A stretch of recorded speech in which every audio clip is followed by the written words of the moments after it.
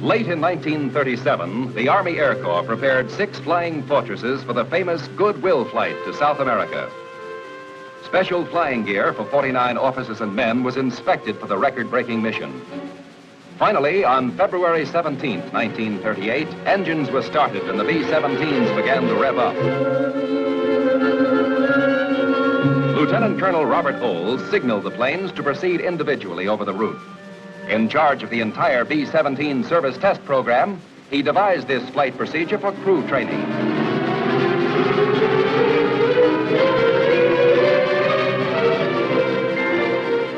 Rendezvousing at each day's objective, they engaged in the only formation flying of the trip. In this way, the navigational proficiency of the personnel was fully tested. After visiting Argentina, Chile, and Peru, the bombers returned to the United States and sat down at Langley Field, Virginia. The roster of the Goodwill pilots sounds like a roll call of America's World War II air leaders, because among them were Caleb V. Haynes, Harold L. George, and Curtis E. LeMay. Such missions were labeled the great expeditions of the first generation of human flight. Later, Secretary of War Harry Woodring led a party of us, including Generals Arnold and Emmons, to honor the 2nd Bombardment Group. For achieving the most outstanding Army Air Corps flight of the year, we awarded them the highly prized Mackay Trophy. All 49 men were saluted for their high degree of skill in pilotage and navigation in accomplishing the 10,000-mile mission. Meanwhile, with the advent of Hitler, the German Air Force came back to life. Glider clubs for Hitler youths were fostered throughout the fatherland. For the bigger boys, flying sports clubs were the attraction. First, Germany's aviation industry was ordered to build only commercial planes, easily convertible for military purposes. Then, ignoring the Versailles Treaty, Hitler gave Air Minister Goering the green light to go into mass production of fighters and bombers. America, the cradle of aviation, soon was outmanned and outplaned. We didn't seem to know that it took 1 year to train a pilot and 5 years to design and build a plane.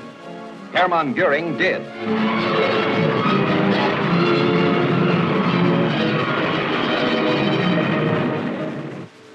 Hitler now had a powerful political weapon, and waxing Nazi aggressive ambition put it to use. Mechanized forces with 400 aircraft began to cross the Austrian border on March 11, 1938. Hitler himself followed the next day and formally swallowed up the Republic of Austria and its small air force, prelude to World War II. As a result, Major General Frank Andrews gave us orders to put the nation's GHQ Air Force on defense maneuvers.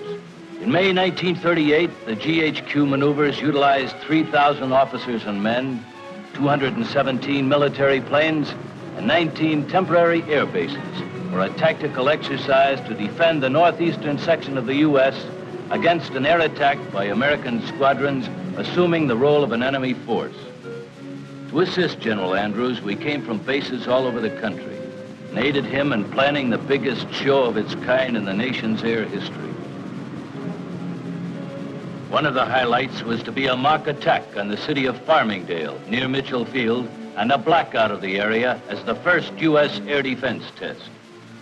Weather intelligence as well as tower operations were alerted. Taking part was the small fleet of Boeing Fortresses, commanded by General Krogstad of the 2nd Wing. A few squadrons of Douglas B-18s, the new bomber favored by Congress and the Army, commanded by General Emmons of the 1st Wing, and several echelons of stubby P-26 fighters, which stepped down to treat New York's skyscrapers to an aerial thrill. Attacking bombers headed for the target, Farmingdale, home of the Seversky and Grumman aircraft plants. As night fell, newscasters like Bob Trout helped alert the defending planes of the 3rd Wing at Mitchell Field, as well as the surrounding Long Island community. At the first sound of approaching enemy aircraft, Farmingdale responded to the air raid signal with enthusiastic cooperation.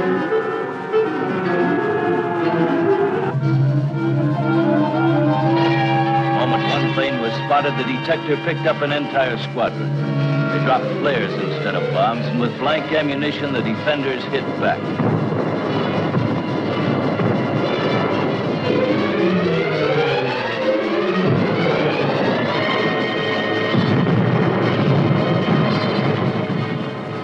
most realistic air exercises ever held were declared a brilliant success by the defending commander, General Martin, who lost the Battle of Farmingdale. September 29, 1938, Hap Arnold became Chief of the Army Air Corps. With Andrews, he briefed General Marshall on the air facts of life. On the day following Arnold's appointment, the Munich Agreement was signed.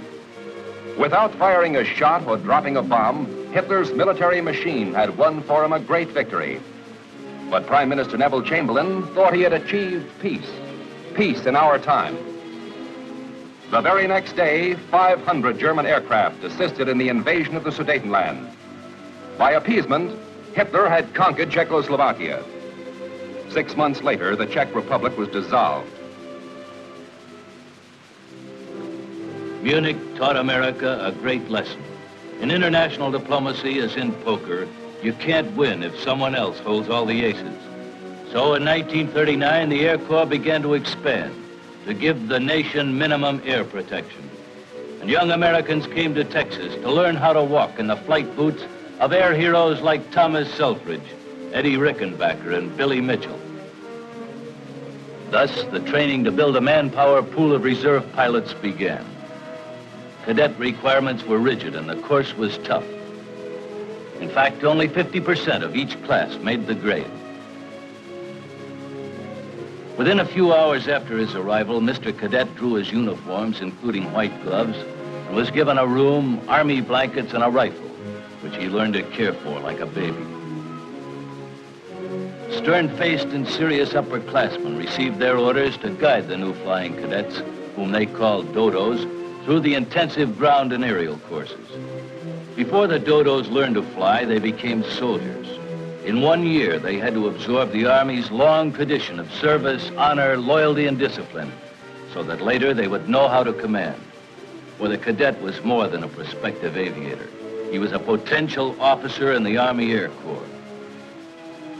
For the academic phase of the life at Randolph Field, the Department of Ground Training provided the new cadet in the primary stage with intensive studies in meteorology, navigation, radio, and air regulations. In fact, all the knowledge necessary to become the best darn pilot in the world.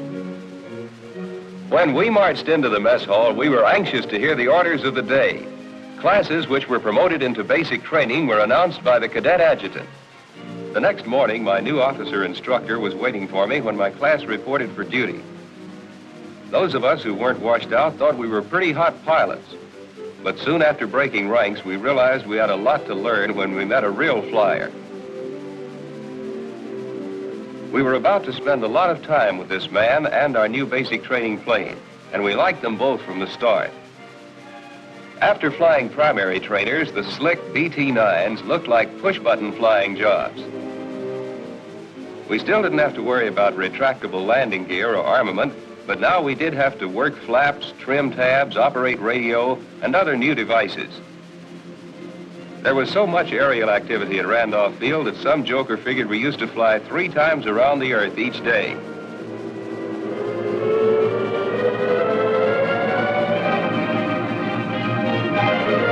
Flying formations and cross-country, we covered more square miles than there are in the state of Texas. Although we had more instruments to watch, more complicated equipment to handle, flying was no longer a chore. It was fun, sport, excitement. And with every flight and every landing, the feeling grew. We talked and ate and slept flying. They say it costs thousands of dollars to train a pilot. Frankly, we should have paid the Army for the chance. Instead, we got $75 a month and the opportunity of a lifetime. After counting our pay, we got ready for weekend leaves. Life at Randolph wasn't all work.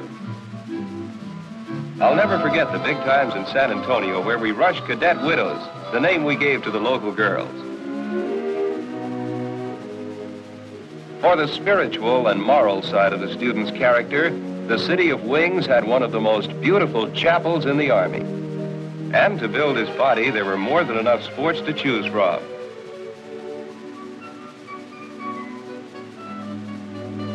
One thing I bet none of us will ever forget was the calisthenics with rifles before breakfast. For advanced training, we sent the fledgling flyer to nearby Kelly Field. There, he flew an AT-6.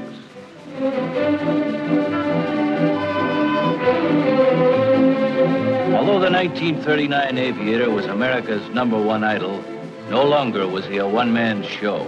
That ended in 1918. Teamwork was the keynote for training, just as each cadet learned that it was the basis of all flying.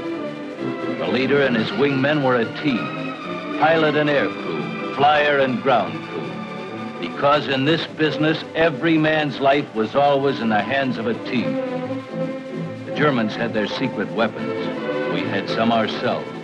But the most valuable weapon in our entire arsenal was the self-reliant, resourceful American soldier. Accordingly, our cadets have always received more actual flying hours than any other nation.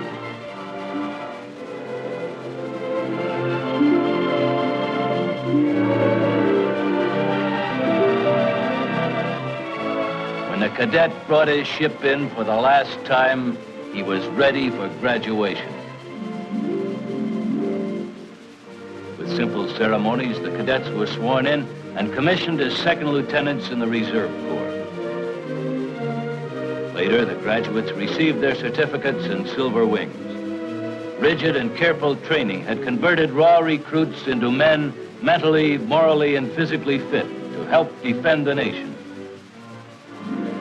Surrounded by their admiring families and friends, the cadets learned there were many rewards, personal as well as patriotic, for the best darn pilots in the world. Keeping pace with the big national defense effort, pilot and other Army Air Corps training programs were marching forward to create air preparedness. When the new expansion program was finally put into operation during this prelude to war, the few hundred graduates of 1939 were but the vanguard of a great army of Americans learning to fly in defense of the United States. The goal of the Air Arm has not been to create a large standing army of service flyers, but rather to build up a reserve of trained personnel upon which it could call in times of national emergency. As we shall see in later chapters, 1939 was the birth of the belief that a strong Air Force would not only go a long way toward keeping America out of war, a strong Air Force would be absolutely vital in keeping war out of America.